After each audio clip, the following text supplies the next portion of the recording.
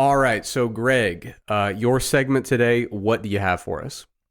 So I am talking about partial range of motion training, specifically for strength. I partnered with Milo Wolf, who recently pre-printed a meta-analysis examining the research looking at the impact of range of motion on strength development, muscle growth, etc.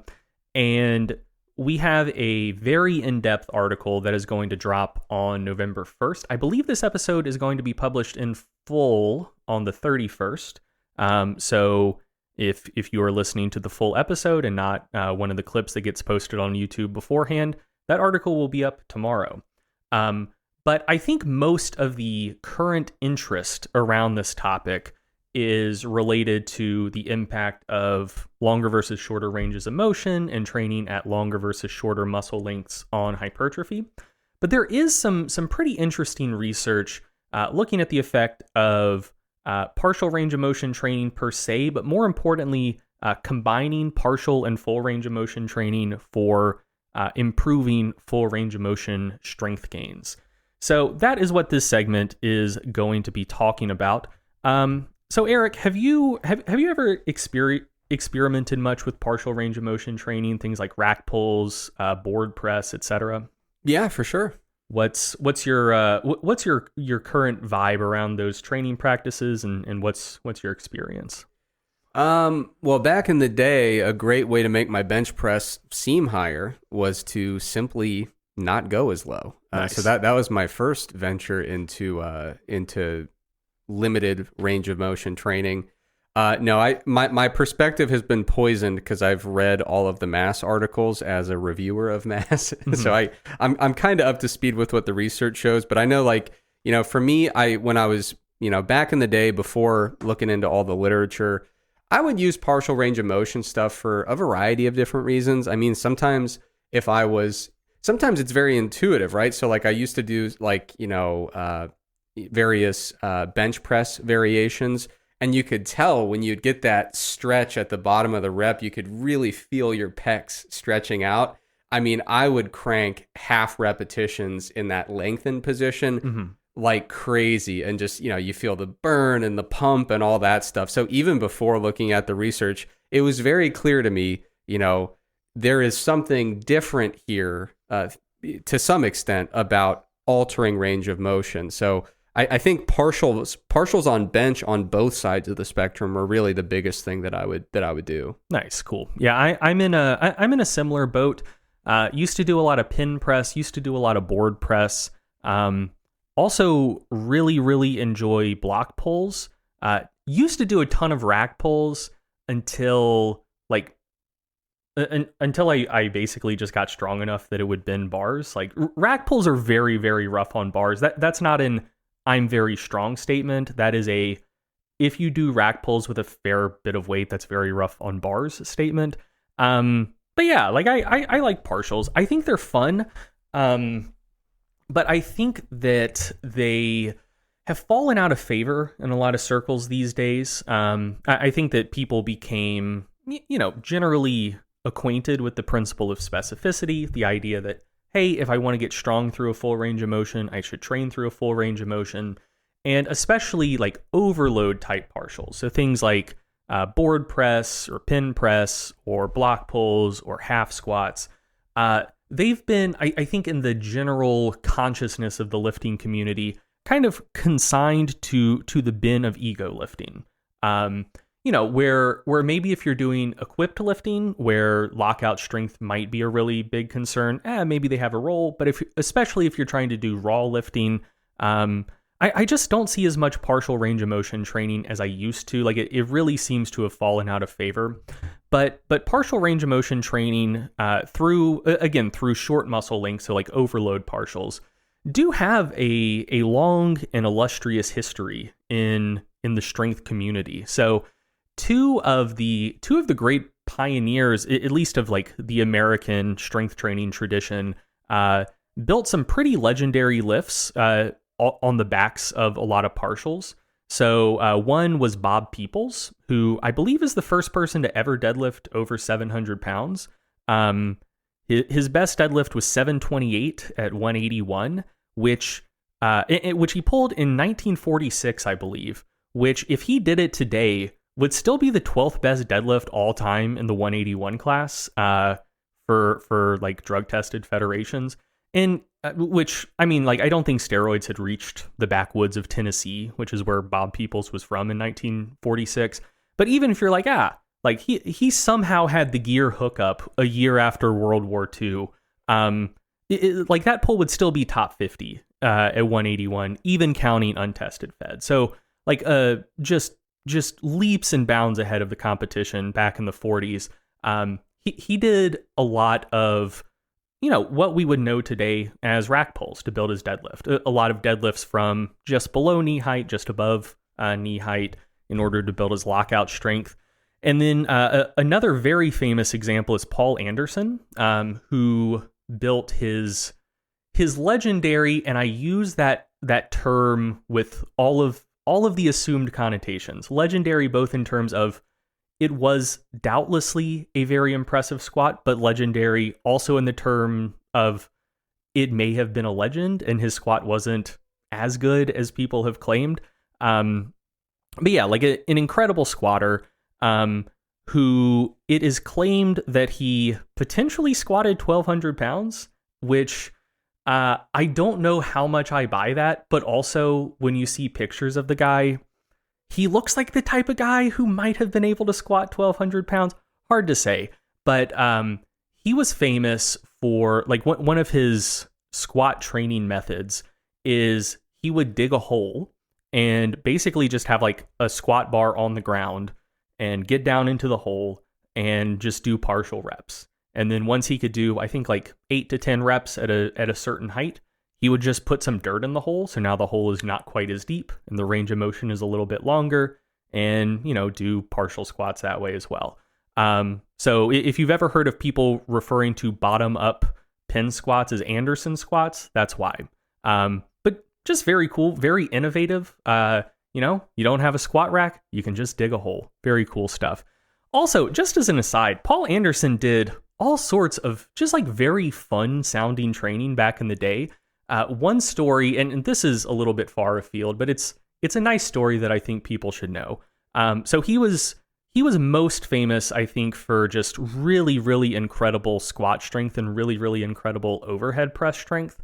And one of the things he used to do is he had a farm, he had a lot of land, and he just enjoyed golf, like as an amateur golfer. I don't think he was particularly good, but I imagine it was a situation where he could slap a drive a mile. And he would set up a squat rack on either end of his big field and load like 800 pounds on one of the bars and like 400 pounds on the other bar, and just go out there with his driver, a golf ball, and like a gallon of milk, and start on the squat rack with 800 pounds, do a couple reps of squats, smack the ball across the field, sipping on his milk as he went. And this was in Tennessee? No. Bob Peoples was from Tennessee. Paul Anderson was from somewhere in the South, I think Georgia, but don't quote me on that. Okay, because when you said milk, my first thought was the old Anchorman. Milk was a bad choice. Yeah. I just think of being like 98 degrees, squatting 800 gallon of milk. Not good. I guess he was just built different. Yeah. Anyway, smack the ball to the other end of the field, do like 2 or 3 reps of shoulder press with the 400 pound bar, and then just smack the ball back. So, you know, getting some steps in, getting some low intensity cardio, and just making a day of doing squats and overhead press. Very, very cool. Anyway, so yeah, there's a proud history of partials in the strength training tradition. And one thing I'll note is the story of Paul Anderson allegedly squatting 1,200 pounds is far more interesting than I realized. I found a really cool article on breaking muscle that will be linked in the show notes. Essentially just breaking down how plausible it was for it to have potentially happened. Like, essentially the apparatus used for his alleged 1,200 pound squat, could it have actually held 1,200 pounds? Like what were the incentives around this? Because essentially it was a show where he was performing in a casino in Reno, Nevada, And instead of just like a squat bar, it was two big metal and glass boxes that were allegedly loaded with like 15,000 silver dollars. So 7,500 in one box, 7,500 in the other box. And that, in combination with the weight of the apparatus itself, was allegedly, depending who you ask, either 1,160 pounds or 1,200 pounds. And he would apparently go and squat it for a crowd with kind of the old time circus strongman gambit of, if anyone else in the audience can do this, you can have the $1,500, which this was, I think, in the 50s. So that was a ton of money back then. And so, the article gets into, well, it probably wasn't actually 1,200 pounds, but there were other strong people back then. And so there was incentive for it to be very, very heavy, because if it wasn't, and someone else claimed that money, the casino's out of $15,000. And also, like, the fact that it was silver dollars is important, because this intersected with debates in the US at the time about, should we move to the silver standard versus the gold standard, or like paper money, all of that, like Williams, Jennings, Bryan stuff. And the folks who ran this casino in Nevada were very into the idea of a silver standard, which you just don't see that many overlaps between powerlifting and monetary policy. So, very cool story. Anyway, intro out of the way, let's actually get into the research on the topic. So, in general, I think we all kind of know and acknowledge this. For the most part, if you had to pick one training modality, like if you had to pick one type of range of motion to train through, and you wanted to build strength through a full range of motion, you should do full range of motion training. That is not particularly controversial. That's strongly empirically supported. In Milo's meta-analysis, that was one of the things they looked at. And for tests of full range of motion strength, full range of motion training works better than partial range of motion training. Like that's not controversial at all.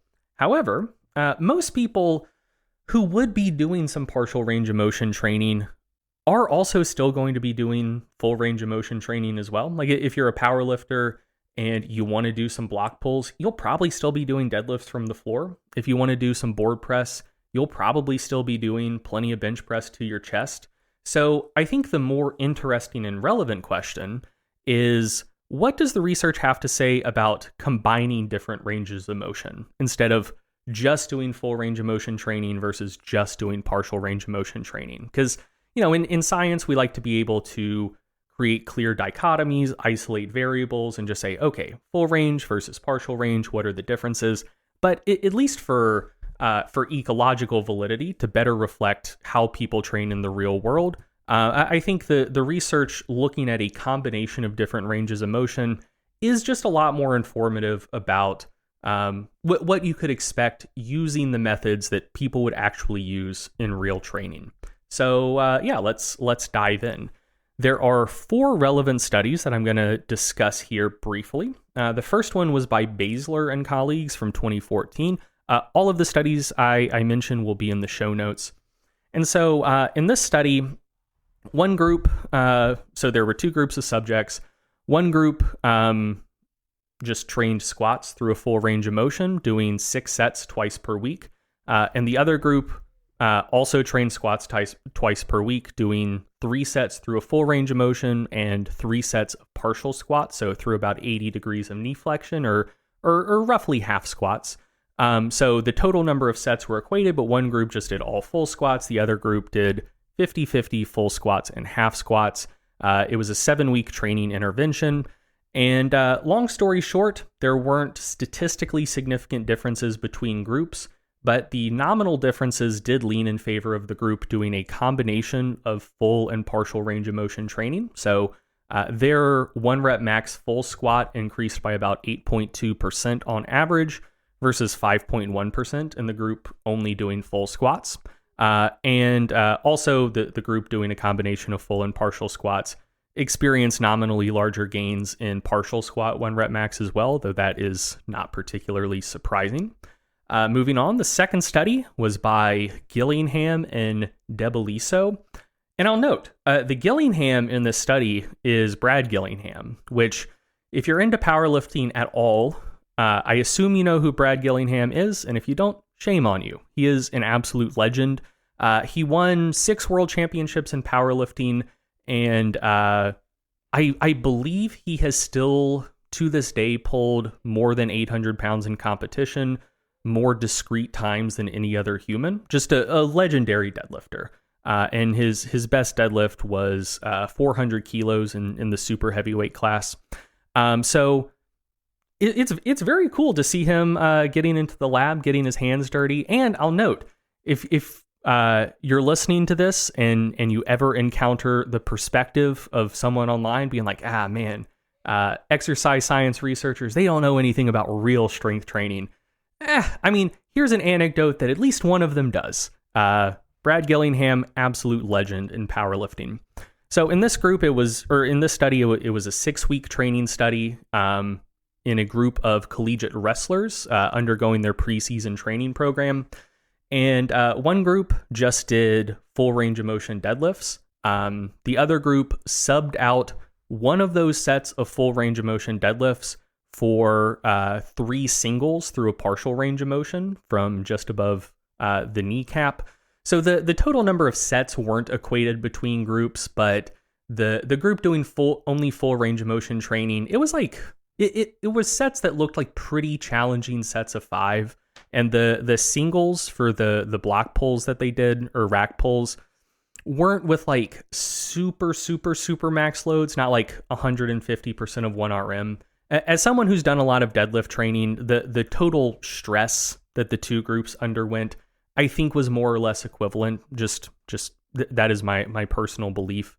But yeah, so they trained for 6 weeks. The group only doing full range of motion training actually experienced a small non-significant decrease in strength of about 5.3 kilos on their full range of motion deadlift, whereas the group doing a combination of full and partial range of motion training experienced a small increase in deadlift strength of about 4.5 kilos. So again, much like the Bazyler study, that didn't amount to a statistically significant difference between groups, but the nominal difference did lean in favor of doing a combination of full and partial range of motion training instead of just full range of motion.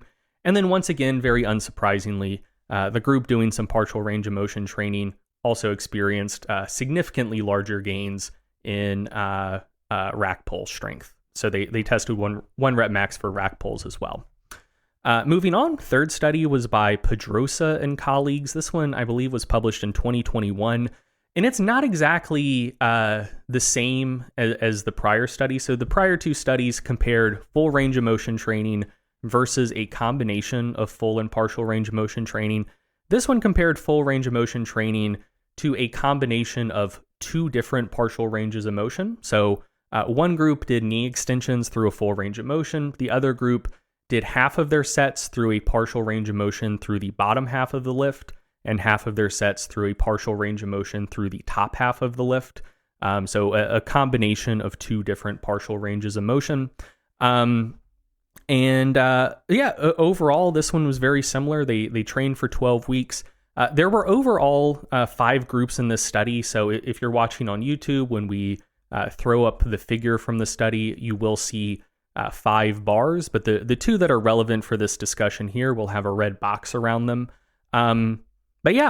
So they tested strength gains in this study through the bottom half of the range of motion. So partial range of motion strength through the bottom half, partial range of motion strength through the top half, and also full range of motion strength gains through the full range of motion.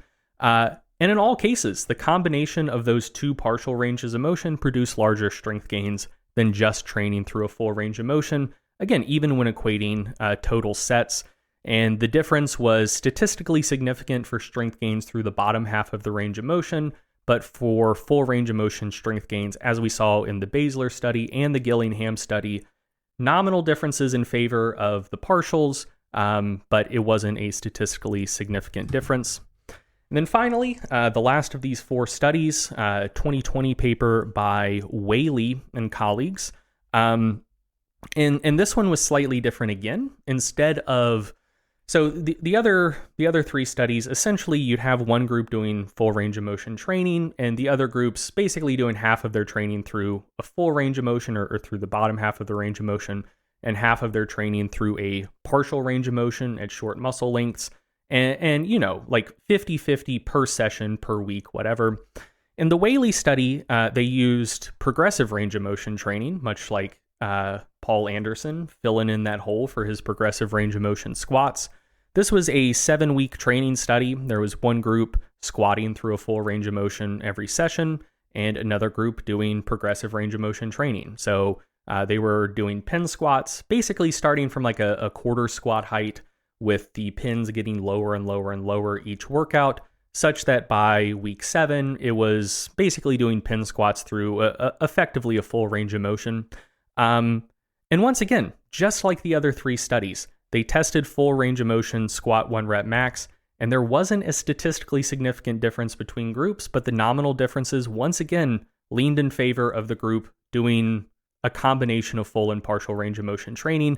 In this case, it was progressive range of motion training. So that group experienced a 14.5 kilo increase in squat 1 rep max on average versus 11 kilos for the group only doing full range of motion training.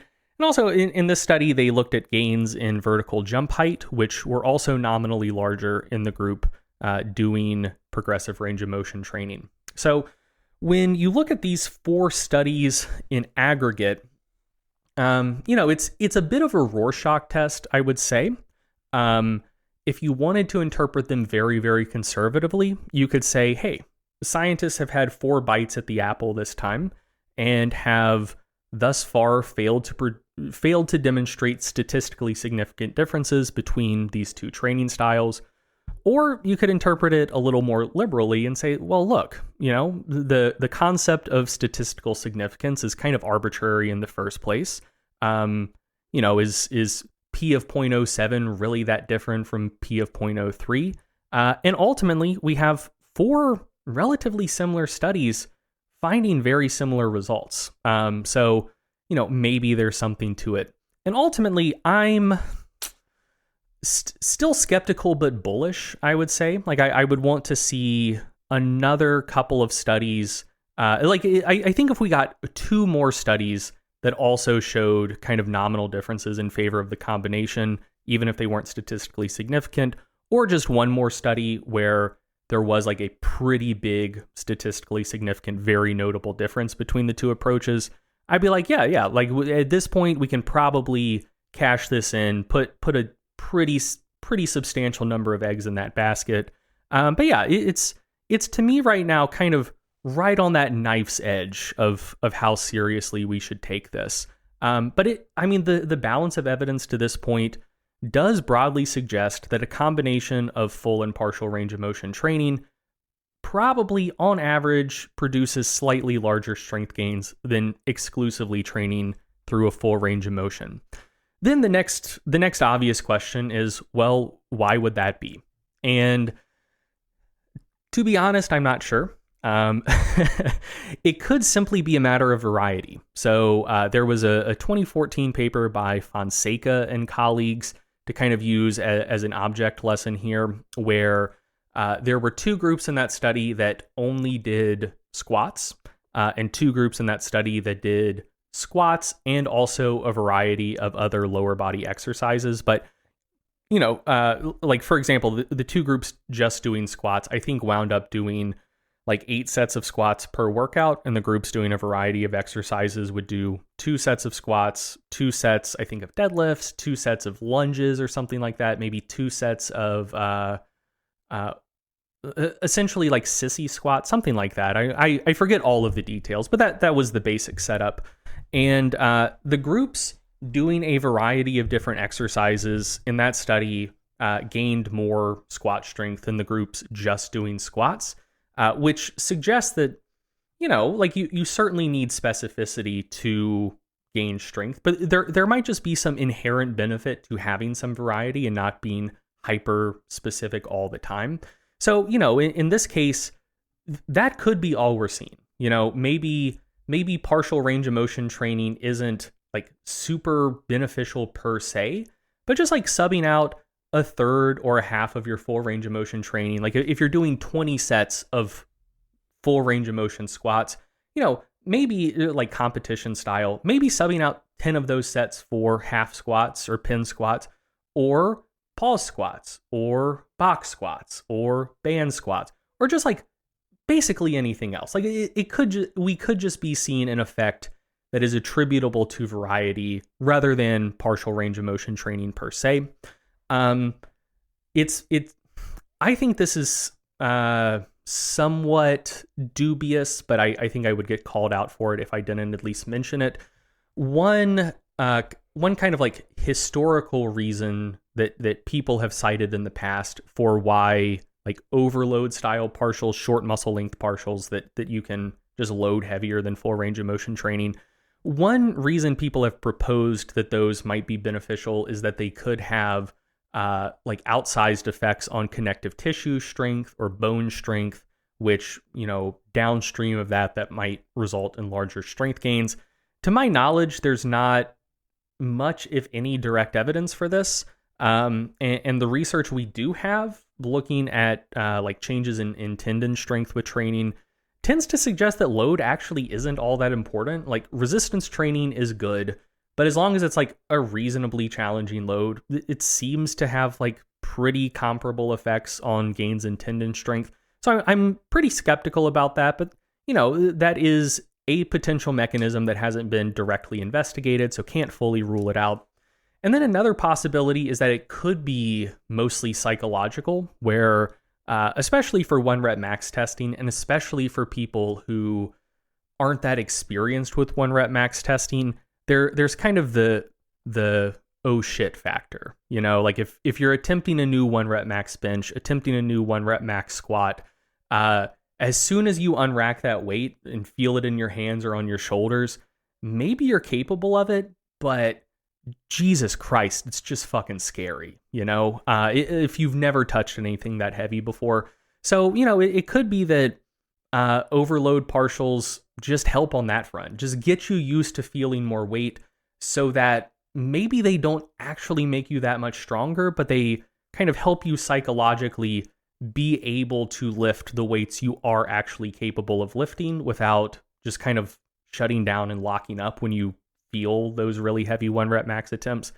It'd be really cool if someone were to do a study where they did, like, for example, if they were looking at squats and had had one of the groups just doing walkouts to try to kind of be like, hey, just so you know, here's what this really heavy stuff feels like. Yeah. Like there would be a way experimentally to get at that, but I mean, I assume no one's done that. I don't believe they have. Yeah.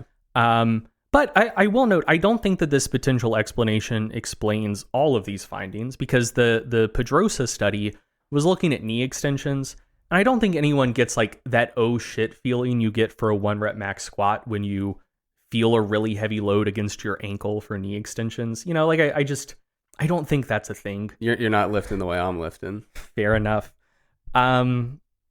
But yeah, so, this is, I think, an interesting and developing area of research that, like I said, I'm not willing to put the full, like, unabashed stamp of approval on it. I'm not willing to put all of my eggs in the basket of saying it is definitely beneficial to do a combination of full and partial range of motion training versus just full range of motion training. Like, we're definitely not to that point yet.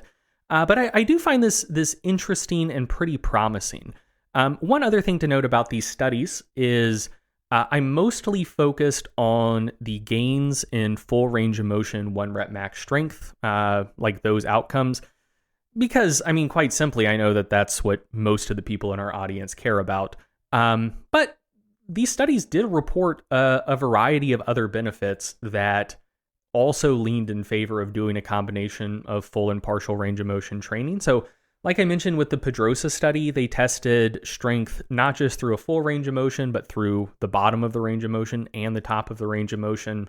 And the variety partial range of motion group, like doing half through the bottom, half through the top, that seemed to outperform full range of motion training through all three of those ranges of motion. In the Bazyler study, there were some measurements looking at rate of force development during isometric squats. That stuff leaned in favor of a combination of full and partial range of motion training. In the Gillingham study, again, non-significant difference for gains in full range of motion deadlift strength, but a significant difference in favor of a combination of full and partial in terms of gains in partial range of motion deadlift strength. And then for the Whaley study, they looked at jump height as well. Again, nominal difference leaning in favor of progressive range of motion training in that group or in that study. So, it seems like there's it seems like there might be just like other small upsides of doing a bit of partial range of motion training as well, beyond potential beneficial effects on full range of motion 1 rep max strength gains. So yeah, like it's interesting, but I'm not like 100% sold on it yet. That's about where I'm at. So in terms of the verdict here and my recommendations after going through this body of research and ruminating on it a little bit, I think that there's definitely a situation where it does make a lot of sense to do some partial range of motion training for the purpose of strength development.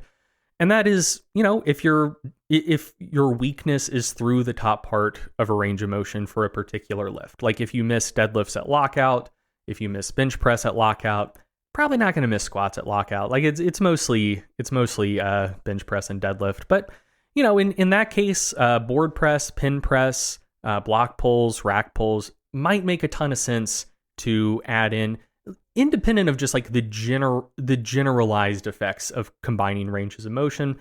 In your case, like it seems like the partial range of motion training can help correct a specific issue you have and help you develop strength through a range of motion where you're currently weak. So for if you're in that boat, seems like some partial range of motion training makes all the sense in the world.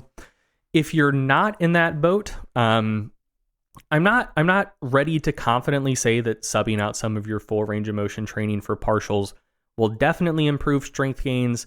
But I am bullish overall. And also like my personal experience with this is overall positive. Like I don't know that I've gotten that much out of partials for bench press, but I have gotten a lot out of partials for deadlift in particular. My deadlift was stalled in the like low 600s for a long time, and doing progressive range of motion deadlift training, just like starting at like 800 pounds for very, very partial range of motion deadlifts, like from well above knee height, and just going down like going down in rack height after I could get 5 or 10 reps. So 2-inch range of motion to start with. Once I could get 10 reps there, drop it down a couple inches. Once I could get 10 reps there, drop it down a couple inches. And once I could pull 800 for like 4 or 5 reps from just below knee height, I could put the bar on the floor and deadlift over 7. Like it seemed to put about 80 pounds on my deadlift doing that. And I'll note, it only seemed to work once. I've tried that again. I didn't see the same effect, but at least through one run of partial range of motion or like progressive range of motion deadlift training, I got a ton of mileage out of it. So, my personal experience with partials, at least like partially backs up the research here. And just as a couple final notes, doing partial range of motion training at short muscle lengths, so kind of overload partials, is probably worse for hypertrophy than full range of motion training. So, if you're attempting to move up a weight class by adding more muscle to your frame, or just trying to build more muscle, fill out your frame so you can lift more, you probably don't want to go overboard with the overload partials. And if you do sub out like a pretty significant percentage of your full range of motion training for partials, may not be a bad idea to do some targeted accessories to kind of fill that gap. So, if you were previously doing 20 sets of bench press per week and you move to doing 10 sets of full range of motion bench press and like 10 sets of, rack presses or board presses or something like that, may not be a terrible idea to add in some additional accessory exercises for your pecs and triceps to kind of make up for that difference. There's no research on that, but I think just kind of a priori, that's probably not a bad idea to make sure you're not compromising hypertrophy results. And then finally, just as a parting note, I think that there's this sense, at least in some communities, that doing any sort of overload partial is just purely ego lifting, that there's no possible beneficial effect you could get from it. So if you want to give partials a shot, maybe you do some half squats, maybe you do some block pulls, whatever. If someone tries to call you out for ego lifting, fuck them. That's kind of my perspective. And send them to this episode of the Stronger by Science podcast and tell them to use a discount code too. Yeah, absolutely. Yeah. But yeah, like it's to be extremely clear, like there is some promising research in this area. It is absolutely and very much not purely ego lifting.